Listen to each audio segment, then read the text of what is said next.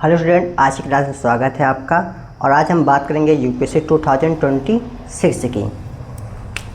26 की अब बात की हो, लेकिन थोड़ा सा हम 26 की बात करेंगे क्योंकि बहुत तकलीफ़ हुई इस पेपर को लेकर के, बहुत दिक्कतें हैं इस बच्चों के अंदर। और ऐसा मन कर रहा है मतलब कि क्या ही बताएं, कुछ बोल नहीं सकते हैं। हाँ, क्योंकि यूपीएससी है, अगले बार फिर जाना है देने। कुछ बोल दिए तो फॉर्म रिजेक्ट भी हो सकता है, ठीक है। तो इसलिए हम क्या करेंगे, इसको थोड़ा समझेंगे, ये पेपर लेंदी हुआ क्यों, या फिर बच्चों को इतनी घबराहट इस पेपर को लेकर क्यों हुई, ठीक है। तो इसको समझने के लिए हमें 2021-22 के पेपर को देखना पड़ेगा। 2021 में पेपर उस समय के बच्चे को, उस टाइम के बच्चे को, या कि मुझे ही मान लीजिए, क्योंकि हम कुछ भी बताते हैं तो उसमें मैं भी इन्वॉल्व हूँ, ठीक है। तो इसमें क्या है, पेपर उस समय के बच्चों के लिए या हमारे लिए भी, या फिर और जो स्टूडेंट उनके लिए भी ये पेपर थोड़ा सा कठिन था। फिर अगली बार ये जो 2022 का आया, ये भी थोड़ा आसान था, हल्का सा। फिर ये थोड़ा सा कठिन था 23, फिर इसी प्रकार 24 थोड़ा सा कठिन था, फिर 25 थोड़ा सा ऐसे हार्ड था। लेकिन जो 26 में जो उम्मीद करके बच्चे गए थे उतना कठिन नहीं आया। अभी हम बताते हैं जितना बच्चे उम्मीद करके गए थे कि ट्रेंड के हिसाब से इस हिसाब से पेपर आएगा, ठीक है।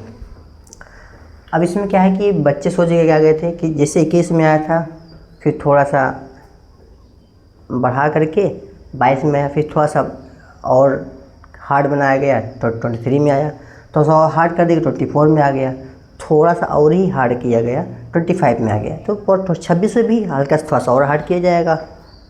तो हम 25 के एनालिसिस को अच्छे से देख के चलते हैं।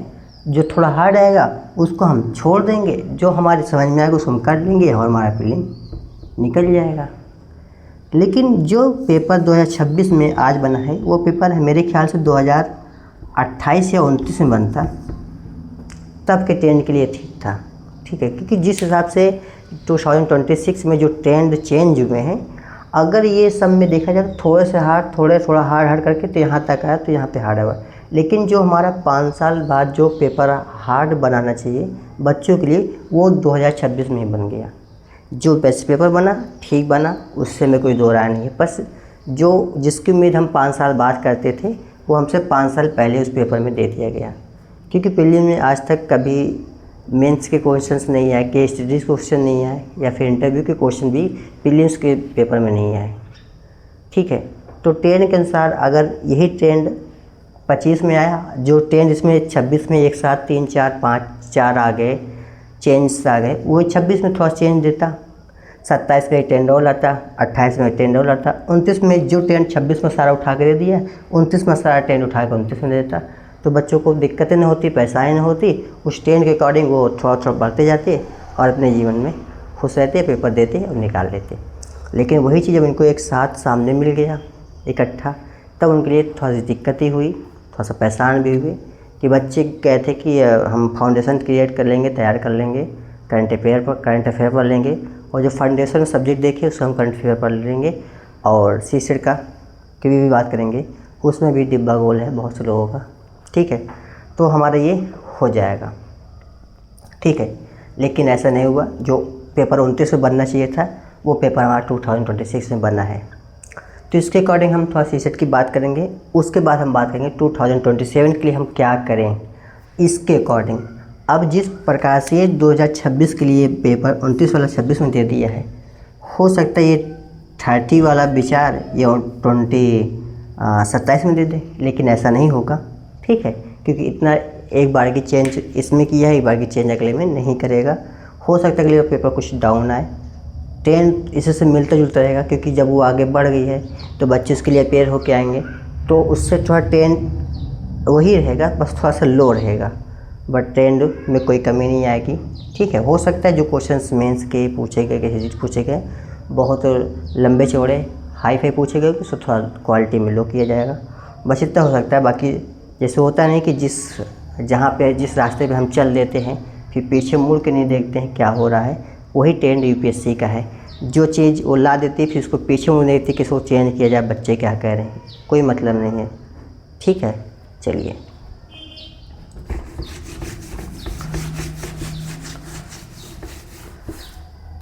तो ये हुआ जीएस का। अब हम सीसेट की बात करते हैं।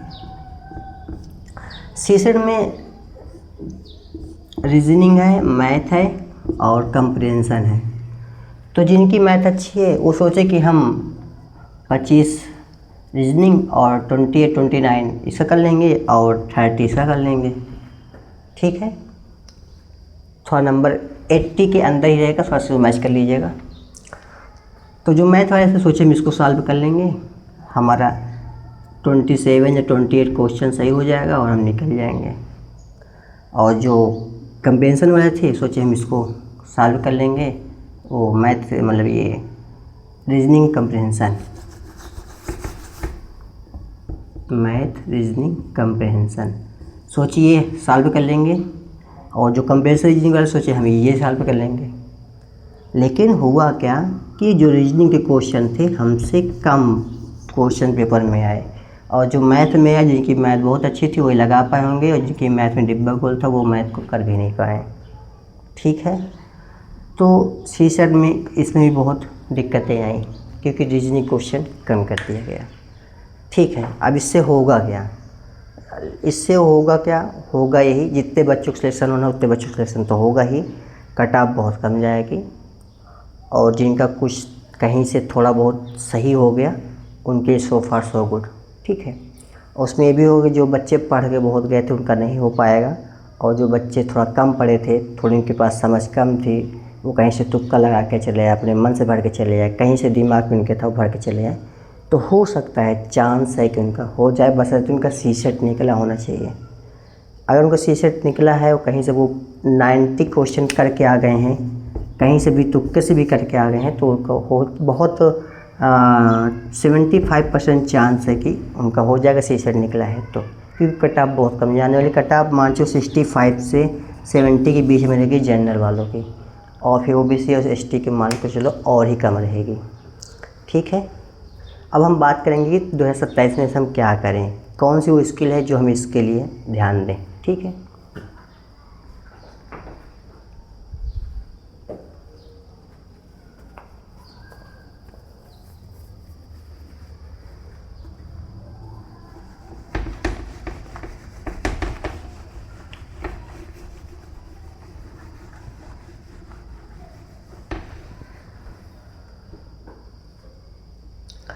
अब हम बात करते हैं यूपीएससी 2027 की।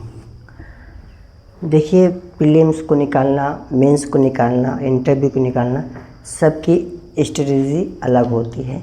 ये हम कहने में थोड़ा सा असक्षम महसूस करते हैं अगर 2026 के पेपर प्रीलिम्स को देखते हुए, क्योंकि मेंस के क्वेश्चन से पूछ ले रहा है। ठीक है, तो उसको टफ बनाने के लिए किया गया है, उसमें पैसा आने वाला क्वालिफाइंग पेपर है, उसको पास करते तो आप उस पर देने के योग्य हो जाएंगे। ठीक है, बाकी मेंस में जैसा पेपर आता है वैसे ही आएगा, हो सकता थोड़ा चेंज आए। ठीक है,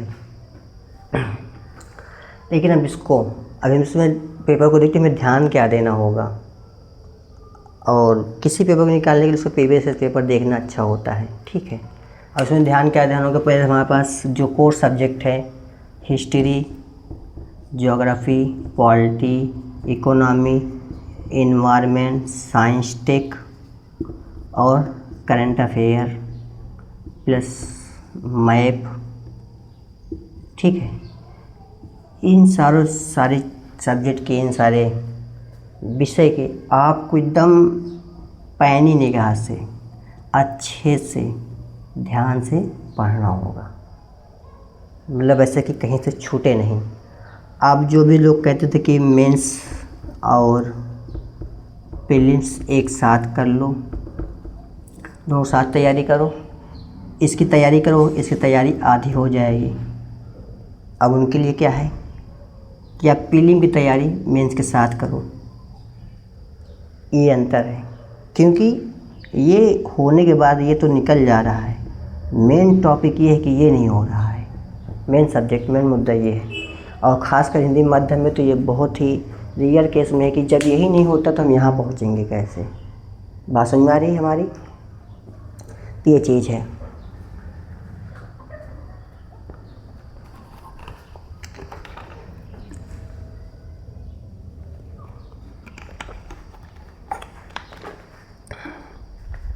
ठीक है, इतना समझ में आ गया आपको? तो हमें बेसिकली जो ध्यान देना है, जनरली हमें इसके लिए ध्यान देना है, इसके लिए, ठीक है। तो इसके लिए आप क्या करेंगे या फिर हम क्या कर रहे हैं आपके साथ में। तो इसके लिए हम क्या करेंगे, जैसे कोर्स सब्जेक्ट क्या था, इकोनॉमी हो गया, हिस्ट्री हो गई, जियोग्राफी हो गई, पॉलिटी हो गई और साइंस टेक और इकोनॉमी, ठीक है, इन्वायरमेंट और इकोनॉमी हो गया, ठीक है।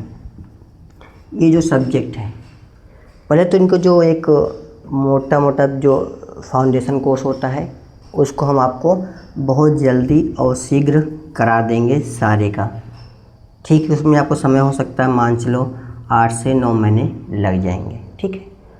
कोर्स सब्जेक्ट होते ही इन सब का एक मैराथन क्लास ले लेंगे 12-12 घंटे की या फिर 8-8 घंटे की, 2 करके, जैसे भी सुविधा होगी सारे सब्जेक्ट की, ठीक है। इसमें आपका रिवीजन हो जाएगा। उसके बाद क्या करेंगे, उसके बाद हम उठा लेंगे आपके पेपर जो एग्ज़ाम में आए हैं, फिर ये इसको होने के बाद फिर मेंस में कैसे जो आपके क्वेश्चन 26 में चेंज हुए हैं उसके अकॉर्डिंग कैसे थिंक किया जाए, कैसे विचार करिए कि क्वेश्चन बनाया जाए, उसके बारे में भी सोचेंगे, ठीक है। तो अब जो हमारा है काम बढ़ गया है, ठीक है। और बाकी एक अच्छी बात क्या कह दे कि जीवन में आप कहीं भी जाएंगे, काम कोई भी करेंगे, उसमें परसेंटेज में कंपटीशन है, नंबर्स में बहुत कम है। क्योंकि आप सिंगिंग करते हैं, आप एक्टर बनते हैं, तो जहाँ जाएंगे हर प्रत्येक दिन 5 लाख 6 लोग आते हैं, 1000 लोग, लाख लोग आते हैं एक्टर बनने के लिए। उसमें बनते कितने आप जानते हैं। उसी प्रकार यूपीएससी में 5 लाख लोग पेपर देते, लेकिन नंबर्स में बहुत ज़्यादा, लेकिन पेपर देंगे तो ही, ठीक है। तो कंपटीशन बहुत कम होता है, बशर्ते कि अब आपको ऐसे नहीं कि मेंस के साथ प्रीलिम तैयार करो हो जाएगा। अब क्या है कि प्रीलिम को एक जो हल्के में ले रहे थे उनको ध्यान देना होगा, ठीक है। अब ये नहीं कह सकते कि हमें 100 में हमें 30-70 क्वेश्चन आए, बाकी हम तुक्का या फिर कैसे भी लगा कर लेंगे। अब आपको बहुत अच्छी स्किल लानी होगी इसके लिए, और बहुत मिन्यूट तरीके से आपको 65 और 60+ सोचना पड़ेगा। ये सोच से चलेंगे तो आपको कहीं जाके 45-40 में आप आके रुकेंगे, क्योंकि जिस हिसाब से ट्रेंड हमारा चेंज हुआ है, ठीक है। और इसको हम आसान नहीं कह सकते, जर्नी किसी भी चीज़ की आसान नहीं होती। अगर आसान होता तो सभी लोग होते, ठीक है। क्योंकि एक अच्छा है कि देश में पीएम, राज्य में सीएम और ज़िले में डीएम, ये अगर आपको बनना है तो आपको ये करना पड़ेगा। हो सकता है आपका नहीं हुआ है, 2 अटैम्प्ट, 3 अटैम्प्ट, 4 अटैम्प्ट, 5, 6 अटैम्प्ट, लेकिन आपके बाद 1 भी बचा है, 2 भी बचा है, तो आप सोचो कि ये मेरा ना जाने पाए, इतना आप ध्यान दें और अच्छे सभी से लग जाइए। क्योंकि कोई किसी से कोई शिकायत, कोई शिकवा नहीं करिए, अपने काम में ध्यान दीजिए। क्योंकि जो करेंगे आप करेंगे, और ऐसा कोई नहीं कि आपको कोई करके दे देगा, आप लो ये लगा लेना, ये कर लेना, ठीक हो जाएगा और पास हो जाओगे। ऐसा कभी नहीं हुआ और न कभी होगा, ठीक है। अगर ऐसा कोई होता, ऐसा कोई कर पाता, याद करने की पद्धति जो है सारा कुछ आपको करना पड़ेगा, ऐसा कुछ होता तो आप अपने लिए कर लेता और अपने बच्चों के लिए, अपने रिलेशनों के लिए कर लेता, ठीक है। तो ये बात ध्यान देंगे, बहुत बारीकी तरीके से जो हम बात बताए हैं, ठीक है, ध्यान रखेंगे इस बात को। तो हम साथ में बात करेंगे कि हम जो क्लास लेकर जाएंगे इकोनॉमी की, कल से क्लास हमारी चलेगी इकोनॉमी की। एक क्लास होने के बाद या तो आप कहेंगे तो हम इकोनॉमी, हिस्ट्री, ज्योग्राफी, पॉलिटी एक क्लास सारी डाल देंगे, जिससे आपको पता चल जाएगा कि कंटेंट क्या है, समझ में हमारी चीज़ें आ रही है कि नहीं आ रही है। या फिर आप कहेंगे तो हम इकोनॉमी की 2 क्लास, 3 क्लास, मतलब कि सारी पहले फिनिश करने के बाद पॉलिटी स्टार्ट करेंगे। देखेंगे जैसा होगा, जैसा संभव होगा वैसा आपको लिए अवेलेबल करा देंगे। थैंक यू, फिर मिलते हैं इस क्लास में। बाकी उम्मीद नहीं छोड़िएगा, क्योंकि आप 100 सीढ़ी चढ़ना है आपको, 97 चढ़ चुके हैं, 98 सीढ़ी चढ़े तो आपको लगा कि अंधेरा हो गया है, अब हम नहीं चढ़ पाएंगे, छोड़ के चले जाएँ। कोई गया 98 सीढ़ी पर उछल के चढ़ गया, फिर 99 100 आता ही है। जब 98 आप पार हो जाएंगे, 99 सीढ़ी बहुत आसान है। और जो 98 सीढ़ी है, 98 जो सीढ़ी है आपकी, वो है फील्डिंग की, और 99 आपकी मेंस या 100 वाली आपकी इंटरव्यू। ये दोनों तो आप चढ़ लेंगे, यही कठिन है, आप इस पर ध्यान दीजिए, ठीक है। और आपके पास अटेम्प्ट है तो उसे बचा के नहीं रखना है, हर बार देना है। ख़त्म हो जाए कोई दिक्कत नहीं, ये तो मन में नहीं रहेगा कि यार हमारा अटेम्प्ट कर दिए हो तो शायद कहीं हमारा भी हो जाता। और दूसरी बात, हमें इसकी तैयारी क्यों करनी है? जो सर बोलते हैं कि इससे आपका स्किल बढ़ेगा, आप जीवन में कहीं जाएंगे, आप सक्सेस होंगे, अच्छा काम करेंगे, वो बात है ही है। लेकिन मान लो आप अगर इसको नहीं करते हैं, आप पूरी कोशिश करिए, नहीं होता है बात का मैटर है, लेकिन आप इसमें कोशिश किए, अधूरा छोड़ दिए, तो आपके जब कभी रिलेशन में आपके भाई के या फिर आपके ही पर्सनल बच्चे होंगे, फिर कोई और होगा, तो क्या कहें, वो कहीं किसी रिलेशन में कहीं SPDM या कुछ गांव में कहीं कभी कस्बे में आएंगे तो फ़ोटो के लिए परेशान होंगे। तो आपके मन में क्या होगा कि यार काश हम कहीं कुछ कर लिए तो ये फ़ोटो के लिए परेशान ना होते हमारे आज, ठीक है। तो इस बात को सोच के भी पढ़ना है आपको कि कहीं आपके घर वाले, आपके घर के लोग कहीं किसी के पास फ़ोटो खिंचवाने के लिए खड़े ना हों, इस चीज़ के लिए जो आपसे हो सकता है। इस बात को ध्यान करके, इस बात की मोटिव लेकर के आपको सारी चीज़ों को हैंडल करना है। बहुत कठिन नहीं है, बहुत आसान भी नहीं है, बीच का मैटर है, करेंगे तो हो जाएगा, ठीक है। थैंक यू, फिर मिलते हैं नेक्स्ट क्लास में, तब तक के लिए